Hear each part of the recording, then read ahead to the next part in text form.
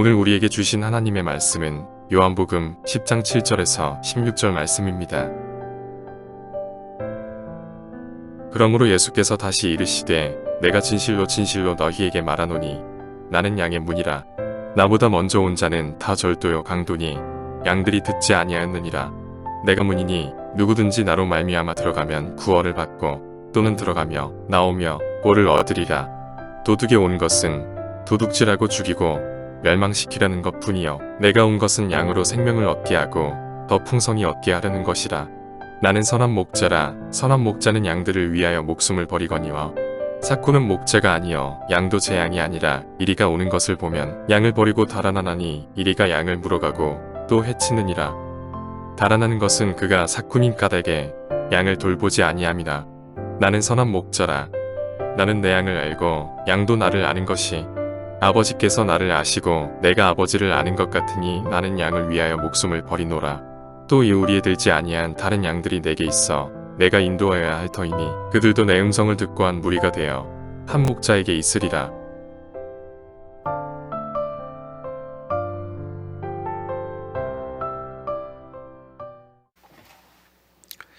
요한복음이라고 하는 책은 아주 특별한 책이에요. 이제 예수님에 대한 기록, 마태, 마가, 누가, 요한, 소위 이것을 우리가 사복음서라고 하는데, 마태, 마가, 누가, 요한복음과 다르게 이 요한복음에는 아주 특별한 스피릿, 특별한 정신이 깃들여져 있습니다. 요한복음에는 예수님께서 이 땅에 왜 오셨는가에 대한 그 7가지 이유를 설명을 하고 있는데요. 이것을 이제 신학적으로 이것을 에고 에이미, 예수님의 자기선언이라고 합니다. 그래서 예수님께서 7번의 선언을 하시는데 나는 생명의 떡이다. 나는 세상의 빛이다. 나는 양의 문이다. 나는 선한 목자이다. 나는 부활과 생명이다. 나는 길과 진리와 생명이다. 나는 참 포도나무다. 이렇게 해서 요한복음에 7번 나는 무엇이다 라고 이렇게 이제 선언을 하십니다. 특별히 오늘 이 성례 주일에 우리가 이제 3번째와 4번째 우리가 함께 읽은 본문이지요. 나는 양의 문이다와 나는 선한 목자이다 라고 하는 부분을 우리가 함께 읽었습니다. 여러분 이제 참 흥미로운 점은 뭐냐면 이 3번째 선언하신 양의 문 그리고 나는 선한 목자다라고 하는 이 2개의 명제는 따로따로 해석이 불가능합니다. 양의 문이라고 하는 선언 이후에는 항상 선한 목자가 따라와야 되고요. 선한 목자가 뭐지? 이걸 이해하려면 항상 양의 문이라고 하는 앞선 메시지를 이해해야만 이 2가지가 연결이 되어지고 연결이 되어야만 완벽하게 이해되는 본문이 바로 오늘 우리가 읽은 10장 7절부터 16절 말씀이라고 할 수 있어요. 자, 그래서 예수님께서 양의 문 그리고 선한 목자 이렇게 선언을 하고 계시는데 이게 도대체 무슨 말인가? 여러분 이제 이 양의 문이다. 우리는 이제 우리 한국의 문화가 목축의 문화는 아니죠. 목축의 문화가 아니어서 잘 모를 수 있는 어쩌면 우리는 잘 모르는데 예수님께서 이 설교를 하실 당시에 유대인들은 예수님의 이 설교의 말씀이 무슨 말인지 너무 잘 알아먹었어요.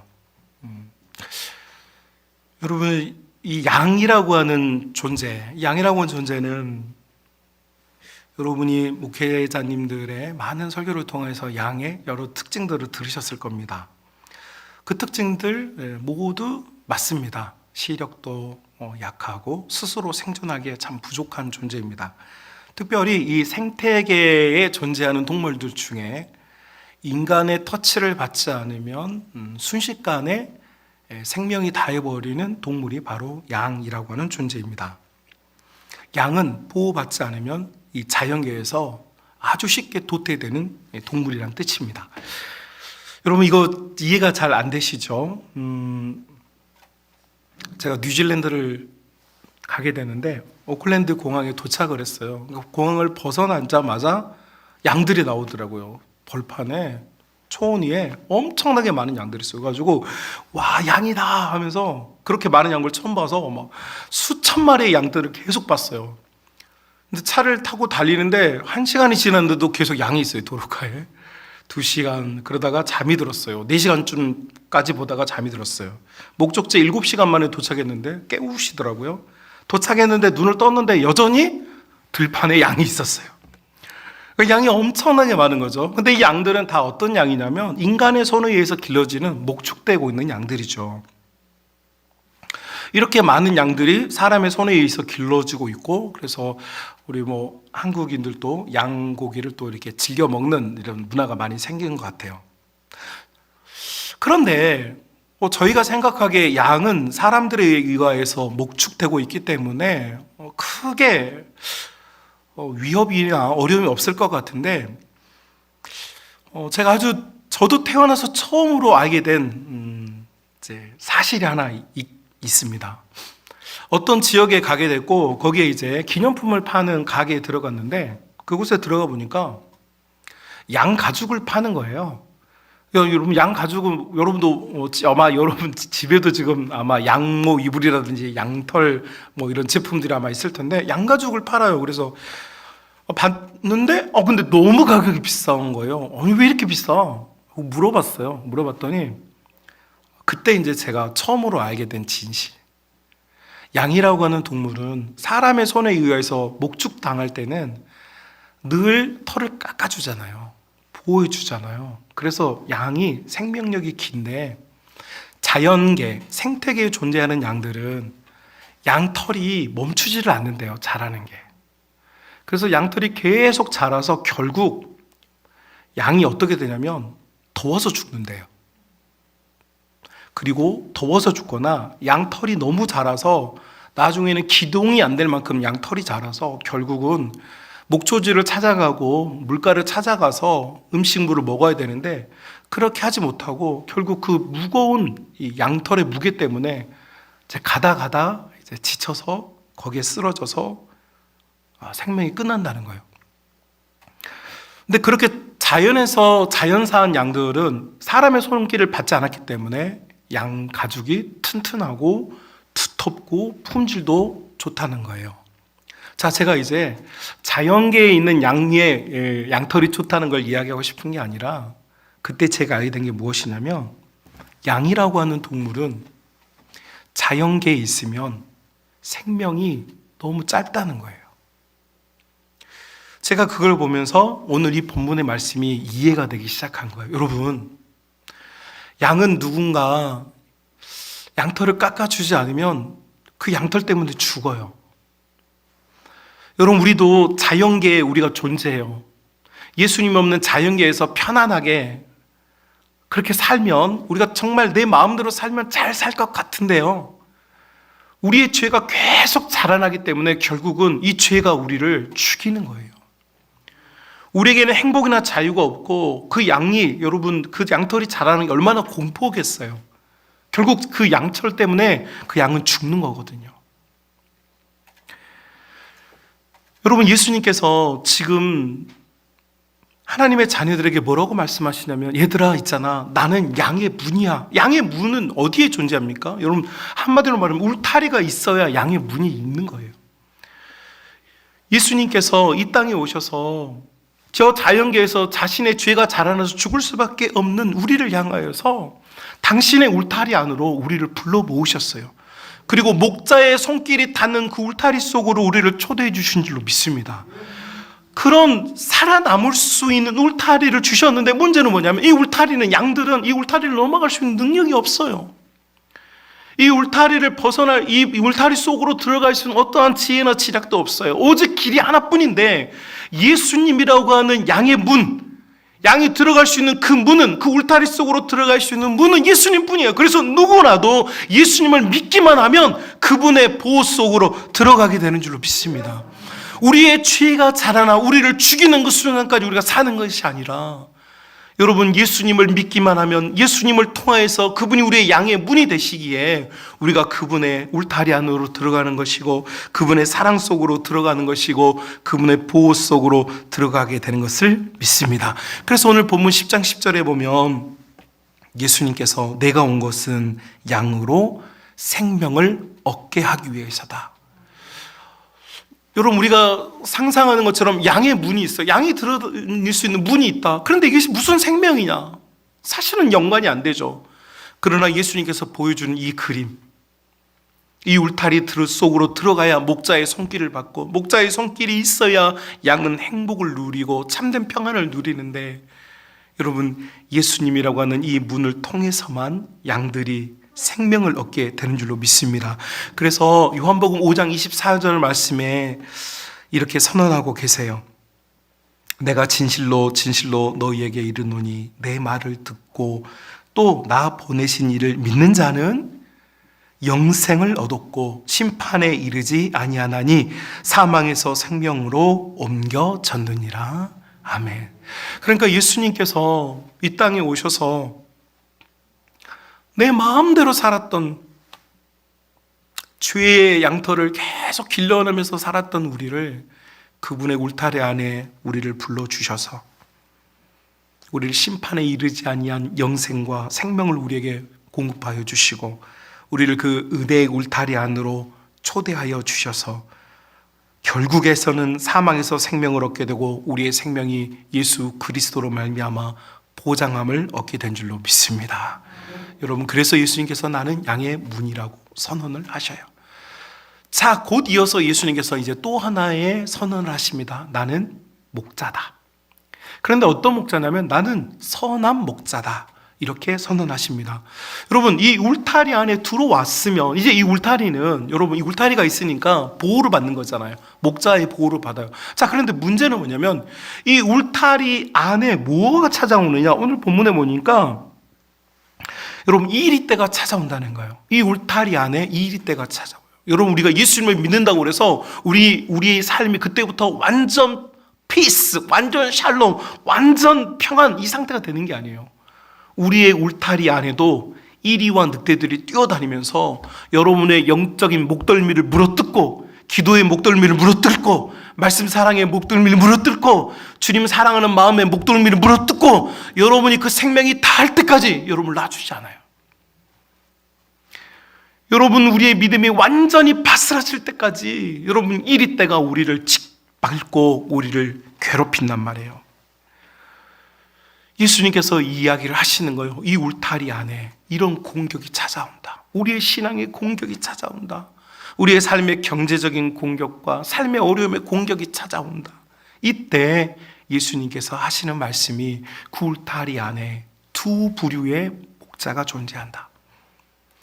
먼저 존재하는 목자는 본문에 보니까 삭군 목자. 이렇게 여러분, 삭군이라는 표현이 여러분이 교회 생활을 오래 하다 보니까 이 말이 여러분에게 굉장히 나쁜 어감으로 들린다는 걸 알아요. 그런데 여러분, 원어에 충실하게 번역해 보면 이 사람은 목자인데 주인이 아닌 목자를 말하는 거예요. 양들을 위해서 봉사하는 목자는 맞아요. 그런데 주인은 아니에요. 자, 두 번째 부류의 목자가 나오는데 이 목자는 뭐냐면 주인인 목자예요. 이 주인인 목자와 주인이 아닌 목자, 이 두 부류의 목자가 존재를 하고 우리의 신앙의 울타리 안에 두 부류의 목자가 우리의 삶에 관여를 하고 있어요. 자, 그런데 문제는 여기에 있는 거예요. 고난과 어려움, 이리와 늑대의 때가 찾아왔을 때 12절 이렇게 되어 있죠. 주인이 아닌 목자는 양도 제 양이 아니기 때문에 이리가 오는 것을 보면 양을 버리고 달아난다. 이렇게 되어 있어요. 자, 주인이 아닌 목자는 평상시에는 똑같이 그 안에서 일을 했어요. 똑같이 꼴을 제공하고 쉴만한 물가로 인도를 하고 똑같이 제공을 했어요. 자, 그런데 결정적인 순간에 차이가 나더라. 주인이 아닌 목자는 자기가 살기 위해서 도망을 쳐요. 자, 그런데 주인인 목자, 여러분, 주인인 목자 14절 보실까요? 나는 주인인 목자라. 제가 의역을 한 겁니다. 나는 주인인 목자라. 나는 내 양을 알고 양도 나를 안다. 이렇게 되어 있어요. 자, 주인인 목자는요, 자기 양이에요. 이제 이건 내 양이에요. 주인이 아닌 사람과는 달라요. 이 양은 내 양인데다가 양도 내가 주인인 걸 알아요. 자, 그래서 주인이 아닌 목자와 주인인 목자가 있는데 결정적인 순간에 무슨 일이 일어나느냐? 주인인 목자는 자기의 양을 위하여서 생명을 버린다 이렇게 되어 있어요.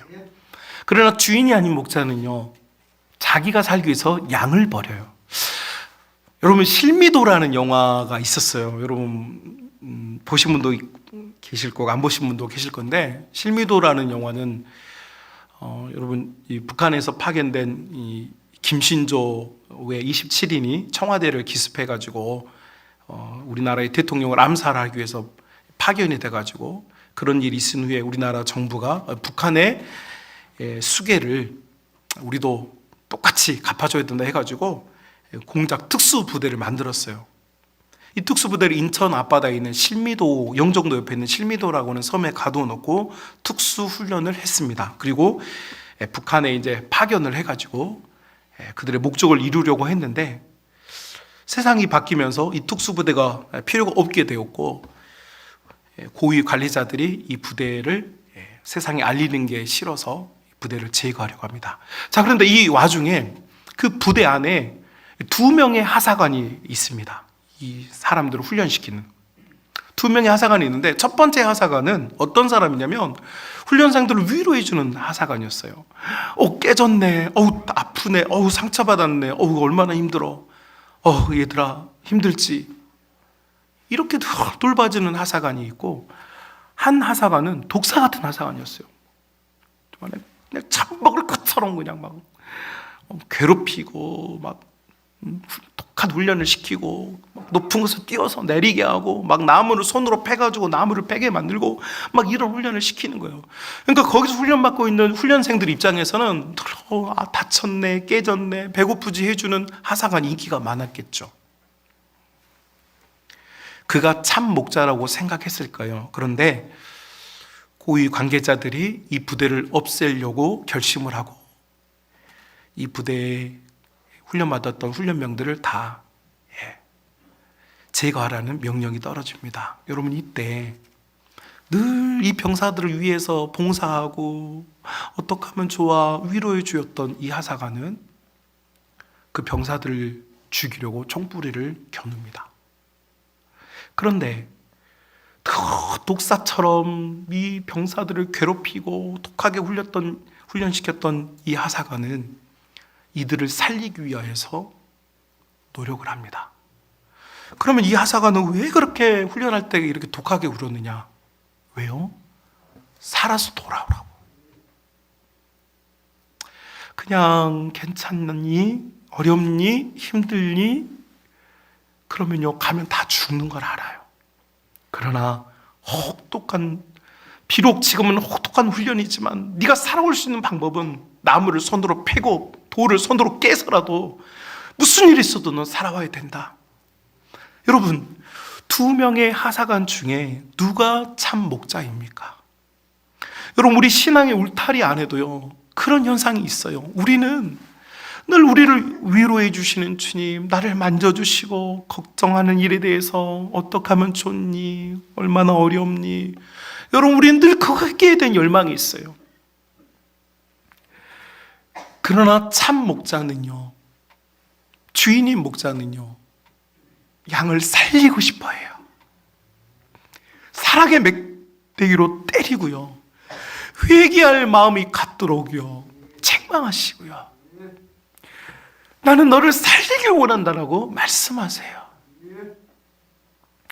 여러분, 한 번 우리를 위해서 십자가를 지시고 죽으신 예수님께서 그분의 울타리 안에 있는 하나님의 자녀들을 위하여서 또 죽기를 각오하시고 3번이든 10번이든 100번이든 여러분, 우리 예수님은 지금도 우리를 위하여 죽기까지, 아니요, 죽기 위하여서 그분이 죽도록 우리를 사랑하시고 우리 가운데 역사하시고 일하고 계신 줄로 믿습니다.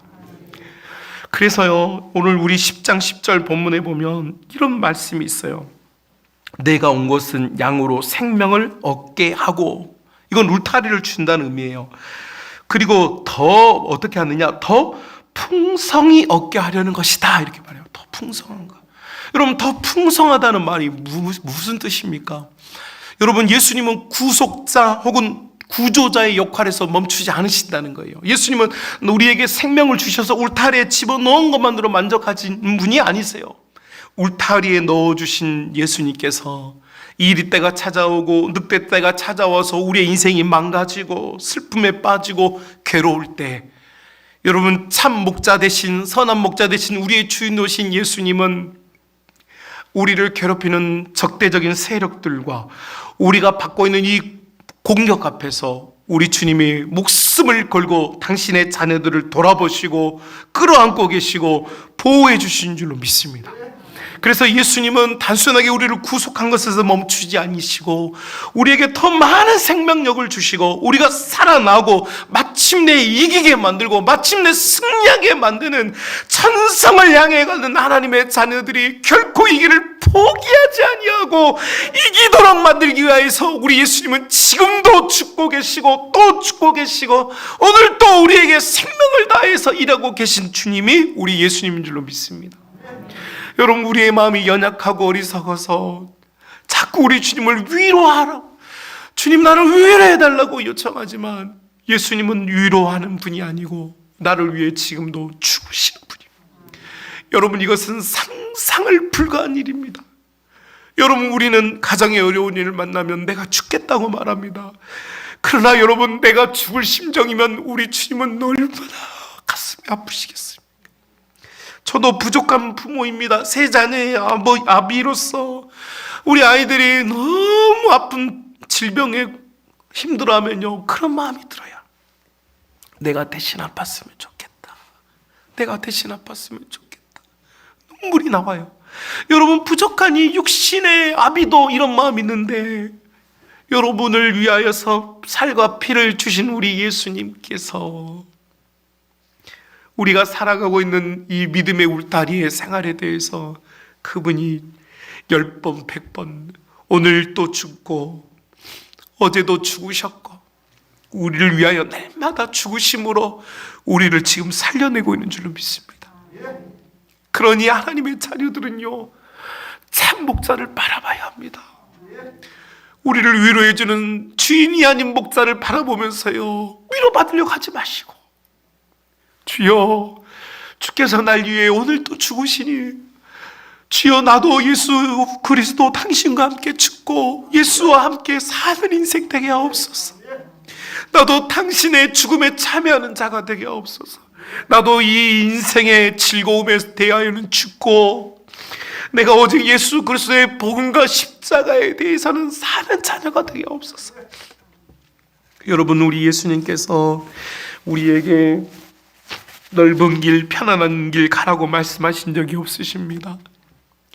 여러분, 우리가 가는 이 믿음의 길은 좁은 길이고 찾는 이가 없는 길이고, 그러나 예수님께서 살리려고 우리를 맞아주신 양의 문이 있는 길입니다.